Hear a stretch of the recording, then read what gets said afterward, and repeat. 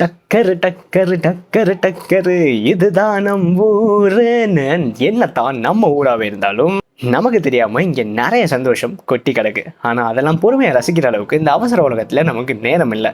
So அதெல்லாம் one by ஒன்னா எடுத்து சுருக்கமா தொடுத்து உங்க கையில கொடுத்துட்டு வர்றதுக்கு தான் இந்த ஊரான ஊருக்குள்ள எபிசோடு.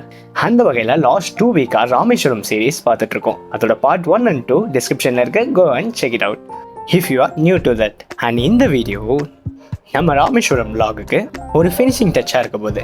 எஸ், ஏர்வாடி, பக்ரிவாப்பா, தேவிப்பட்டினம்னு 3 அழகான ராம்நாடை சுற்றி இருக்க கிராமத்தை ரசிச்சுட்டு நம்மளோட இந்த vlogக்கு ஒரு குட் பாய் சொல்ல போகிறோம். அதுக்கு முன்னாடி குட் பாயா வீடியோக்கு கீழே இருக்கு பாருங்க, இந்த சப்ஸ்கிரைபுங்கிற பட்டனை ப்ரெஸ் பண்ணி நம்ம ஹப் மெம்பர் ஆகுங்க. அப்பத்தான் நீங்களும் ஹாப்பி, நானும் ஹாப்பி. சரி, இதுக்கு மேலே செகண்ட் கூட வெயிட் பண்ண வேணாம், வாங்க. இன்ட்ரெஸ்டிங்கான நிறைய விஷயம் இந்த வீடியோவில் இருக்குது, சுற்றி பார்க்க ஓடிடலாம். சக் சக் சக். வாலி நோக்கத்துலேருந்து கிளம்பினோன்னே நம்ம ட்ரிப்புக்கு அடுத்து மேப்பு போட்ட பிளேஸ் ஏர்வாடி. ஏர்வாடினோன்னே நமக்கு எல்லாருக்கும் மனநல காப்பகம் தான் ஞாபகம் வரும். இன்னைக்கு நமக்கு இருக்க ஸ்ட்ரெஸ் லைஃபுக்கு கண்டிப்பாக எல்லாருமே ஒரு தடவை ஏர்வாடிக்கு போகணும் போல. ஜோக்காலாம் சொல்லலை, சீரியஸாகவே சொல்கிறேன். உங்கள் வாழ்க்கையில் ஒரு தடவையாவது அந்த தர்காவுக்கு விசிட் பண்ணுங்கள். ஏதோ வாழ்க்கையில் நமக்கு மட்டும்தான் பிரச்சனை இருக்க மாதிரி உண்மைன்னு உட்காந்துருப்போம்ல, அங்கே போய் பார்த்தீங்கன்னா நம்ம வாழ்க்கையில் இது வரைக்கும் பார்த்துடாத கஷ்டத்தை கொண்டு நிறைய பேர் அதை நேர்த்தியாக ஹேண்டில் பண்ணி அவங்களெல்லாம் பத்திரமா பார்த்துக்கிற உன்னதமான மனுஷங்களை பார்க்கும்போது தான் நமக்கு இருக்கிறதெல்லாம் ஒரு பிரச்சனையே இல்லை அப்படிங்கிற நிதர்சனம் புரியும். ஏர்வாடி தர்காவை தாண்டி ஏர்வாடியில் ஒரு அழகான பீச் இருக்குது. இப்போ அதுக்கு தான் நம்ம போயிட்டுருக்கோம். எஸ், இப்போ அந்த அழகான பீச்சை ரீச் பண்ணிட்டோம். இதுதான் ஏர்வாடி பீச். வாவ், கேரளாவையும் அந்தமானையும் ஒன்று சேர்த்து நம்ம தமிழ்நாட்டில் ஒட்ட வச்சதாங்க இந்த ஏர்வாடி பீச்சு. ஏன்னா கேரளாவில் பார்க்குற அரேபியன் சீயோட கண்ணாடி மாதிரி இருக்க ப்ளூ சீ வாட்டர், காலில் கொஞ்சம் கூட ஒட்டாத வெள்ளையான மண், அண்ட் அந்தமானில் மட்டுமே பார்க்கக்கூடிய கோரல் ரீஃப்ஸு இங்கே பார்க்கலாம். எஸ், ஃபாரஸ்ட் டிபார்ட்மெண்ட்லேருந்து இங்கே கண்டக்ட் பண்ணக்கூடிய போட்டிங்கில் போனோன்னா அந்த போட்டோட கிளாஸ்லேயே நடுக்கடலில் நமக்கு ஆக்டிவான கோரல் ரீஃப்ஸை காமிக்கிறாங்க. இவ்வளோ ஆக்டிவான கோரல் ரீஃப்ஸை இவ்வளோ க்ளோஸ் என்கவுண்டரில் நம்ம சரௌண்டிங்கில் நீங்கள் வேறு எங்கேயுமே பார்க்க முடியாது. செம்ம லைஃப் டைம் எக்ஸ்பீரியன்ஸாக இருக்கும். அந்த அழகான பீச்சில் காலை நினச்சிட்டு கரையில் நின்ன படகுல டைட்டானிக் போஸில் ஒரு ஃபோட்டோ ஷூட்லாம் எடுத்துகிட்டு என்ஜாய் பண்ணோம். போட்டிங்கு, கடலில் விளாட்றது, பக்கத்தில் இருக்க சில்ட்ரன்ஸ் பார்க்குன்னு உங்கள் ஃபேமிலியோட டைம் ஸ்பெண்ட் பண்ணுறதுக்கு தரமான ஸ்பாட்டு தான் இந்த ஏர்வாடி பீச். மொத்தத்தில் இந்த ஏர்வாடியே ஃபீல் குட்டு. அடுத்து ஏர்வாடியிலேருந்து கிளம்பி பக்கத்தில் இருக்க பக்ரிவாப்பாங்கிற கிராமத்துக்கு போகலான்னு கிளம்பணும். அப்படிங்கிற மாதிரி பசி வந்துடுச்சு. ஸோ ஹைவேஸில் ஆன் தி வேலே பங்காளி ரெஸ்டாரண்ட் அப்படின்னு ஒரு ரெஸ்டாரண்ட்டில் சாப்பிட்றக்கா நிப்பாட்டியாச்சு. பங்காளி அப்படின்னு பேரே வில்லங்கமாக இருக்குன்னு எனக்கு அப்பயே டவுட் வந்துச்சுங்க.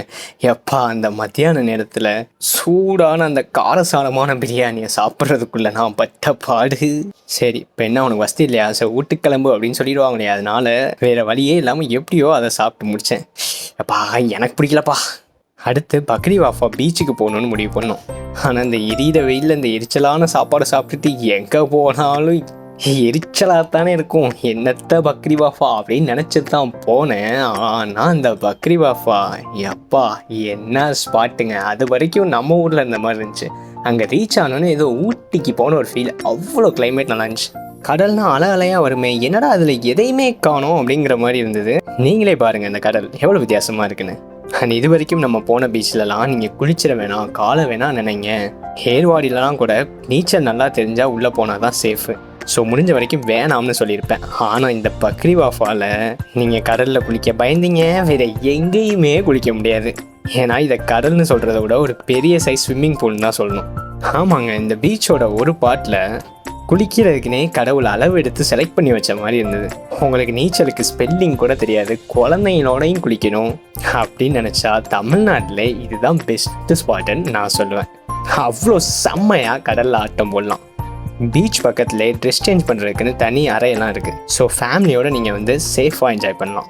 ஸோ செம்மையாக ஆட்டம் போட்டுட்டு பக்ரிவாஃபாலேருந்து நம்ம அடுத்த ஸ்பாட்டுக்கு இப்போ கிளம்பிட்டோம்.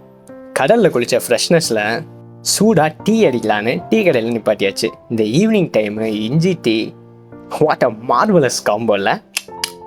அப்படியே டீ கடை என்னன்ட்டு நம்ம அடுத்த ஸ்பாட்டான தேவிப்பட்டினம் பீச்சுக்கு வழி கேட்டோம். தான் ஏற்கனவே பீச் பார்த்தாச்சு, இதில் குளிக்க வேற செஞ்சிட்டீங்க, அப்புறம் எதுக்கு திருப்பி பீச்சுக்கே போகிறீங்க அப்படின்னு உங்களுக்கு தோணலாம். ஆனால் இந்த தேவிப்பட்டினம் பீச் ஒரு நார்மலான பீச் இல்லை. கடலுக்கு நடுவில் நவகிரக கோயில் அமைஞ்சிருக்க ஒரு இடம். இது கடவுள் இருக்க கோயில் கடலுக்கு நடுவுலையா அப்படின்னு ரொம்ப ஆச்சரியமா இருந்துச்சு அதை கேட்கும்போது. ஸோ நம்மளோட விளாகோட ஃபினிஷிங் டச்சை அங்கே தான் போய் கொடுக்கணும்னு முடிவு பண்ணேன். எஸ், நம்ம விளாகோட கடைசி ஸ்பாட் இந்த தேவிப்பட்டினம் பீச் தான். வாங்க போகலாம். உண்மையிலே அவ்வளோ அல்டிமேட்டாக இருக்குது. கடலுக்கு நடுவில் ஏதோ பாலம் மாதிரி அமைஞ்சிருக்கு இந்த கோயில். அவ்வளோ மனசுக்கு அமைதியை கொடுக்குது. அலைகளே இல்லாத இந்த கடலுக்கு நடுவுலே அமைஞ்சிருக்க இந்த நவகிரகங்கள்னு எல்லாமே நாம் ஏதோ வேறு கிரகத்தில் இருக்க ஒரு ஃபீலிங்கை கொடுத்துச்சு. இந்த இயற்கையை பாருங்களேன். இதுக்கு முன்னாடி நம்ம பார்த்த கடல்கள் எல்லாம் அவ்வளோ ஆக்ரோஷமாக அடிச்சிட்டு இருந்துச்சு. ஆனால் ஒரு 10 கிலோமீட்டர் அங்கிட்டு தள்ளி வந்து பார்த்த இந்த 2 பீச்சுமே அமைதியாக இருக்குது. இது ஏதோ கடல் தண்ணியா இல்லை கம்மா தண்ணியா அப்படின்னு கேட்குற அளவுக்கு உள்ளபடியே இந்த தேவிப்பட்டினம் வியக்க வச்சுச்சு. தேவிப்பட்டினம் மட்டும் இல்லை, ராமேஸ்வரத்தை சுற்றி இத்தனை அண்டர் ரேட்டட் டூரிஸ்ட் ஸ்பாட்ஸ் இருக்கான்னு இந்த ட்ராவல் விளாகே என்னை பயங்கரமாக வியக்க வச்சுச்சு. உங்களுக்கு எப்படி இருந்தது இந்த விளாகோட எக்ஸ்பீரியன்ஸுங்கிறத கமெண்ட் பண்ணுங்கள். கஷ்டமாக தான் இருக்குது இந்த ராமேஸ்வரம் விளாகை முடிக்கிறதுன்னு நினச்சேன். பட் அடுத்து ரொம்ப முக்கியமான விளாக் வெயிட்டிங். ரெடியாக இருங்க, அதை சுற்றி பார்க்க. நான் அங்கே உங்களை பார்க்குறேன். Until signing off, it's me, Onga Danny. Thank you. Bye-bye.